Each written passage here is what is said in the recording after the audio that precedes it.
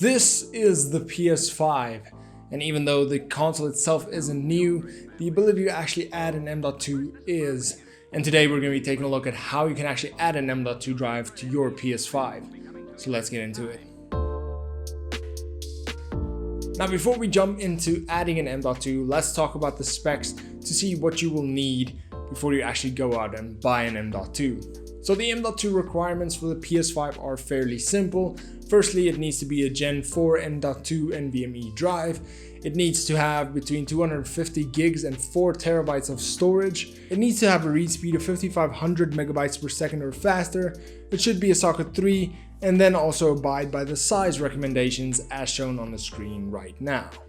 For today's video, I'll be using the Crucial P5 Plus as it abides by all of the above criteria, and at least for myself, I feel like this is the best bang for your buck M.2 for your PS5. It has a read speed of 6600 megabytes per second, which is comparable to the 7000 megabytes per second of other brands, but it comes in at a fairly lower price, making it perfect for anybody on a budget and overall just a smarter choice when buying for your PS5. Now once you have found the M.2 that you want, you actually go out and buy it.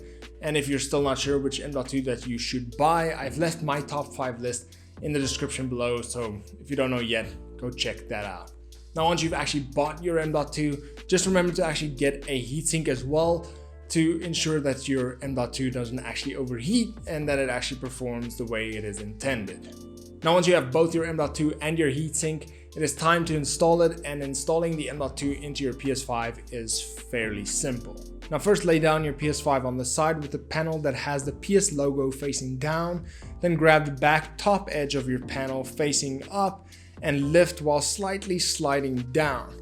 Once you have the panel off, you will see this little metallic piece that you need to loosen and remove.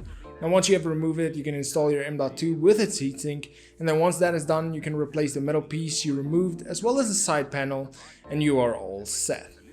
Now once you switch on your PS5 for the first time, you will be greeted with a screen showing whether or not your M.2 has been installed correctly and whether or not you actually have the correct M.2 drive that fits the requirements. And if you don't, it will actually show you an error message showing you either that the read speeds are too slow or whether or not it is a Gen 4 or not.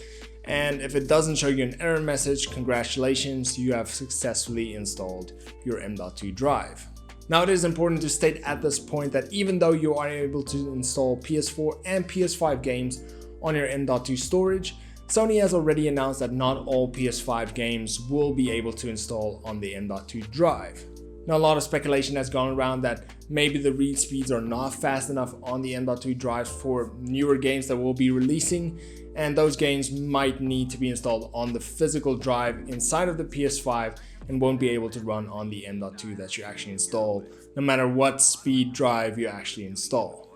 Now of course this isn't a big deal breaker, as most games out now can be installed on the M.2 drive, meaning that if there is a game that can't be installed on the M.2, you can easily just move games from your internal storage to your M.2 drive to make space for that new game that can't be installed on it.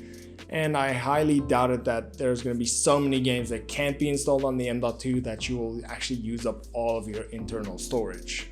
Now as far as performance goes with the Crucial P5 Plus, I tested it out with a bunch of different games and there was no notable difference in loading times or performance in any of them. Now of course this shouldn't come as any surprise, as you are installing a high-speed drive directly to the motherboard itself, meaning that there shouldn't be any delay due to a wire being too slow or anything like that.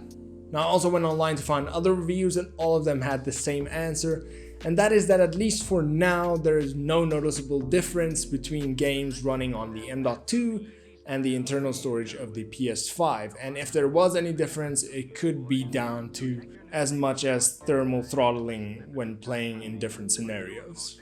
So if you're looking to upgrade your PS5 storage with an M.2 drive, I can definitely recommend the Crucial P5 Plus.